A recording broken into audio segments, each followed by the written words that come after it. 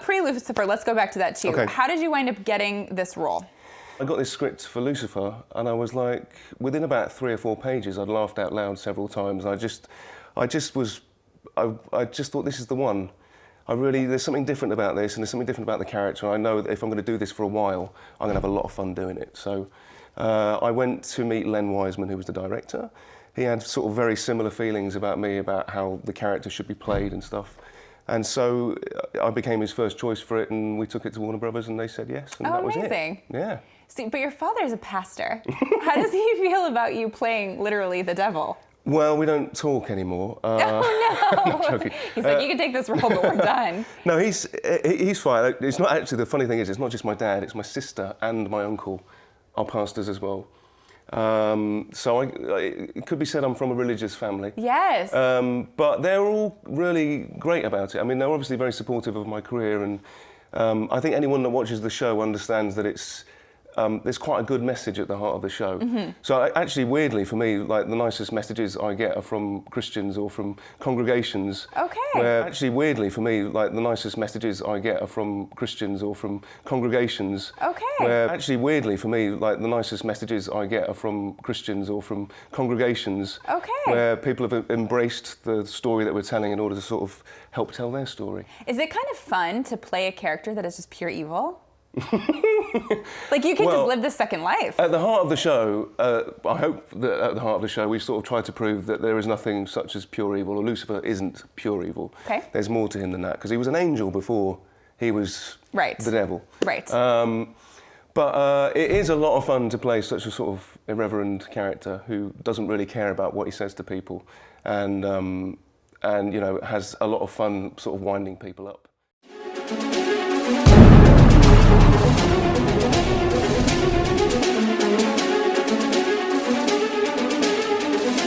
Staying focused for Jesus. Last but not least, what would you sell your soul to the devil for? Oh, goodness me, world peace.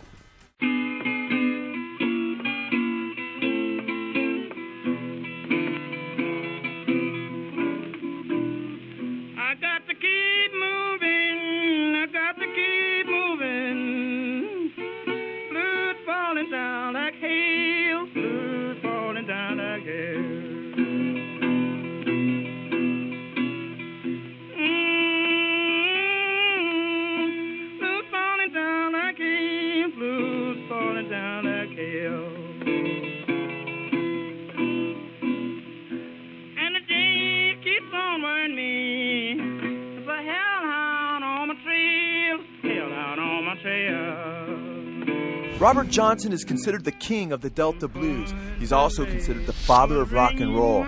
It is very significant that Johnson would be considered the father of rock and roll, as it is alleged that he had sold his soul to Satan in Clarksdale, Mississippi, in exchange for guitar playing abilities and worldwide fame.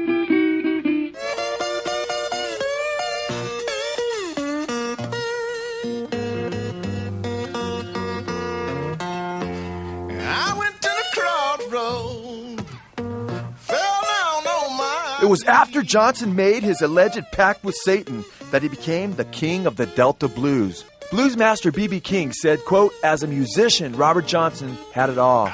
I think he's the greatest folk blues guitar player that ever lived, and the greatest singer, the greatest writer.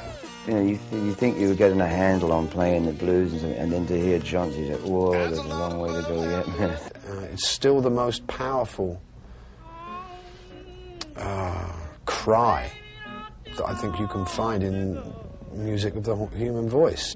Blues master and Johnson's mentor, Son House, said of him before Johnson's transformation, "He'd sit at our feet and played during the break, and such another racket you've never heard." Son House said he made the audiences mad with his racket.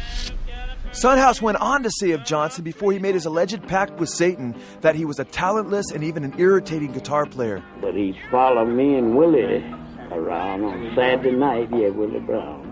And every time we stopped for rest and sit there, little guitar over in the corner or something, and go out to catch air, get the guitar and be trying to play it and be just noising the people, you know. And the folks would come out and say, why don't y'all, some of y'all go in there and make that boy get that thing down, he running us crazy. Finally he left, he run off from his father and mother. Then he went over in Arkansas someplace. Well, he was gone about 6 to 8 months. It was during this period of 6 to 8 months that it is said that he made his pact with Satan on the crossroads of Highway 49 and 61 in Clarksdale, Mississippi. It was at these crossroads where the legendary experiences of Johnson trading in his eternal soul for temporary fame was said to have taken place in Clarksdale, Mississippi. Well, they say he sold himself to the devil, and that's what they say. I heard a lot of people say that he sold himself to the devil, went to the crossroads and all that. After Johnson's alleged pact with Satan, everything changed as Johnson went from being the worst blues guitarist in a matter of months to the best. Some musicians who knew Johnson claimed that Johnson himself admitted that he sold his soul to Satan. He said he done that, went to the crossroads. I was up this morning.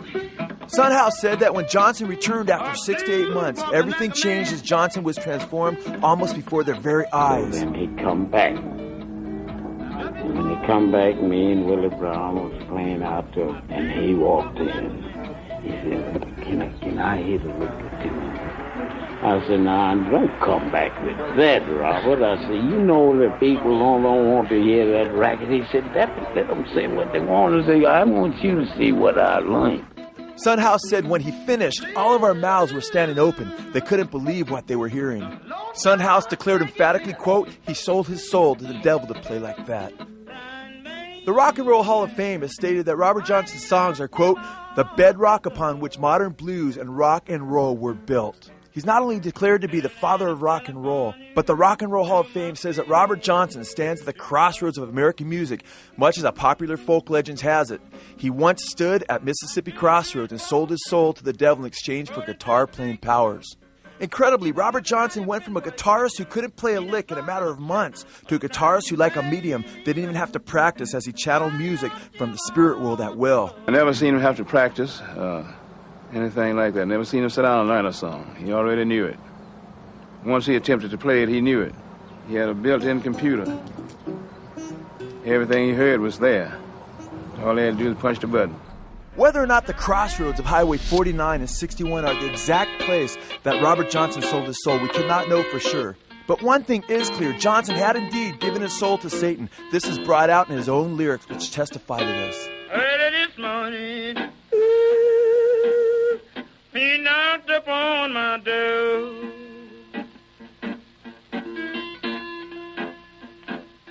And I said, hello, Satan, I believe it's time to go.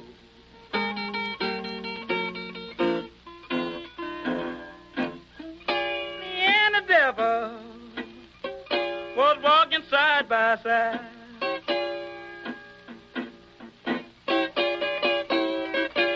Me and the devil was walking side by side.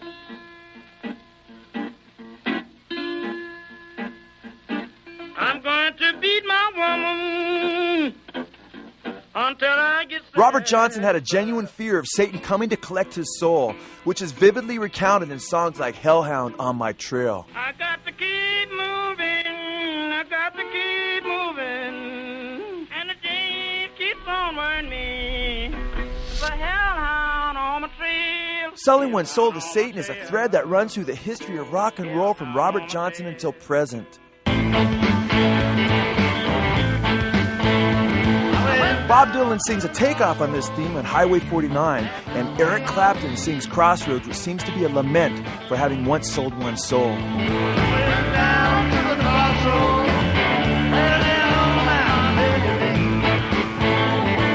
Ginger Baker, formerly of Clapton's group Cream, says of Cream, quote, it happens to us quite often. It feels as though I'm not playing my instrument. Something else is playing it, and that same thing is playing all three of our instruments. That's what I mean when I say it's frightening sometimes. Maybe we'll all play the same phrase out of nowhere. It happens very often with us. Robert Plant, lead singer of the now defunct Led Zeppelin, one of the biggest bands of all time, said in an interview that he possessed a container of dirt taken from the crossroads of Highway 49 and 61. Robert Plant and Jimmy Page's last album together was appropriately called Walking into Clarksdale. Incredibly, the title cut is about meeting a hellhound from hell on Highway 49 in a burnt-out motel. And I see 12 white horses here walking the line, moving east across that river bridge on Highway 49. And standing in the shadows of a burned down motel, the king of commerce, Mississippi, waiting with his hound from hell. Stranger at the crossroads, believe I've seen his face before. Don't cry for me. So, now, why don't you tell me where Pestilence is at?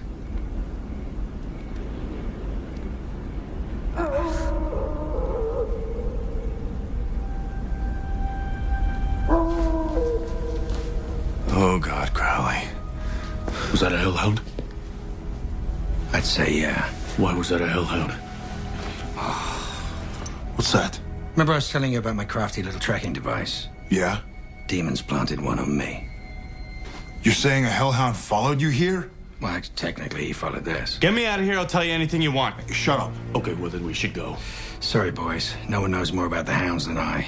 You're long past the point of car.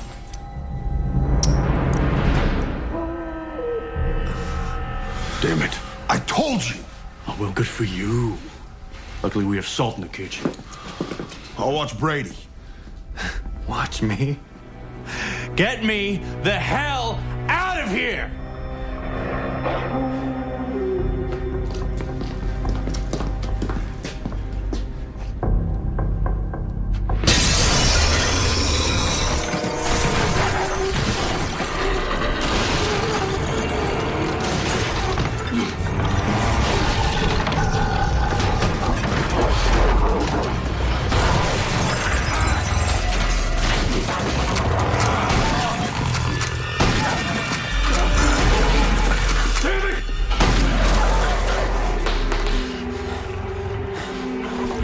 Salt?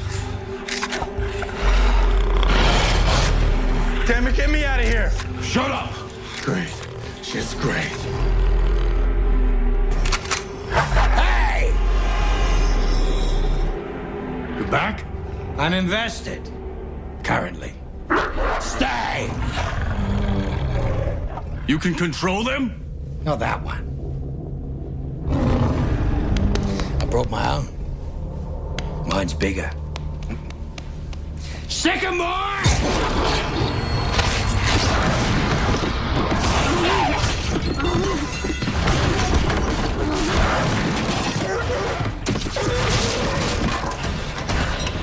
Go, go, go, go!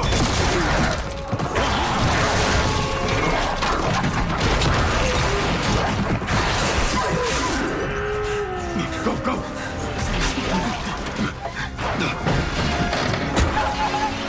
I'll wager 1,000 my pup wins.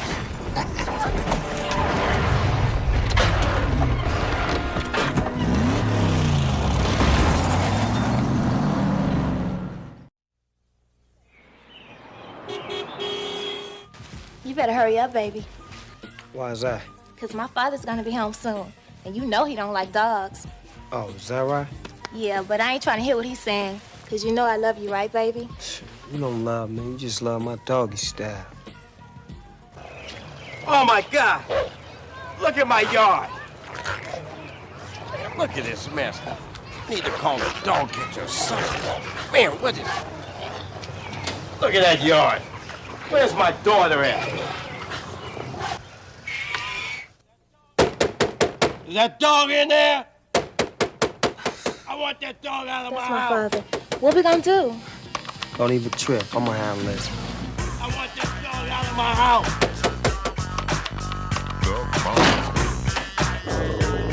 Dog out! Get this dog out! Help! Get this dog!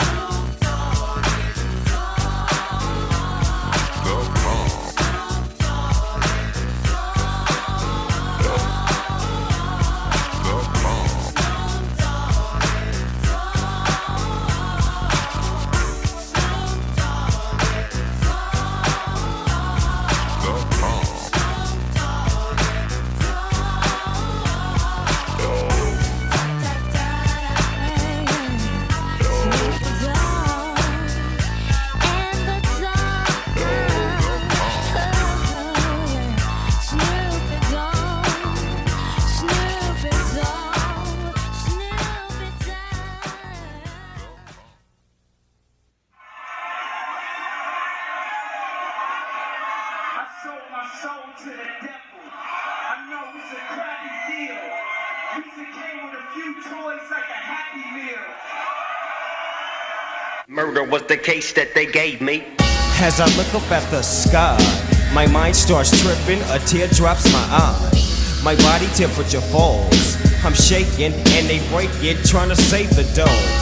Pumping on my chest and I'm screaming, I stop breathing, damn I see demons. Dear God, I wonder can you save me? I can't die, my boo-boo's about to have my baby. I think it's too late for praying, hold up, her voice spoke to me and it slowly started saying, bring your lifestyle to me, I'll make it better. How long will I live? Eternal life and forever.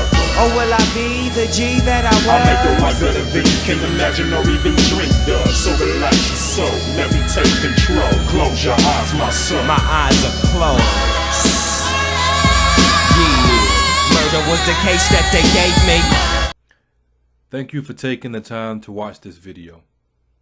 If it was edifying to you, be sure to do your part and share it on all your social media outlets, websites, and forums. Your help is greatly appreciated to help fight this war and reach lost souls. Don't forget to like, dislike, and or subscribe. Be sure to also check out our website, stayingfocusedforjesus.life.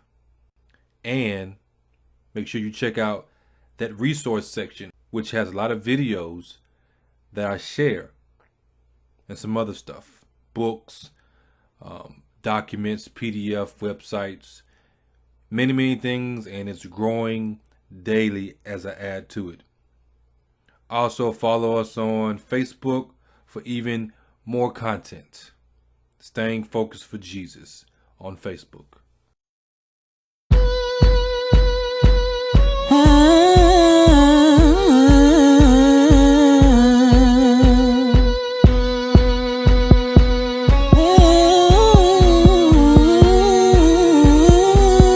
Squeeze it so tight, get the last drop, till there's nothing left, until we pass out. Keeping us around to clean up the mess and take the garbage out, but we'll be trash next. Create catastrophes to speed up the process.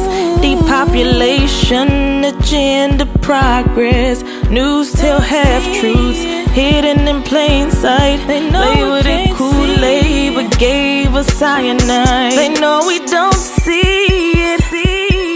They know you can't see it. What they've done to us. Open your eyes. Lemonade. Don't drink the Kool-Aid. It ain't safe for us. They made it so sweetly, so it will be easy to carry their plans out to lemonade. Lemonade. Don't drink the Kool-Aid. It ain't safe for us. Made it too easy while we're busy sleeping. They carry their plans out to lemonade. Voluntarily, they hold us hostage. Pay to receive fabricated knowledge. False education, standing ovation for my degree in indoctrination. Georgia Guidestones plainly tell us that they plan to eliminate us. Conspiracy theory, we see no dilemma as they quietly wipe out billions. They know we don't see it. They know you can't see it. They know what they done to us, taking us down. Lemonade. Don't drink the Kool-Aid. It ain't safe for us. They made it so sweetly, so it will be easy to carry their plans out to lemonade. Lemonade. Don't drink the Kool-Aid. It ain't safe for us. Made it too easy while we're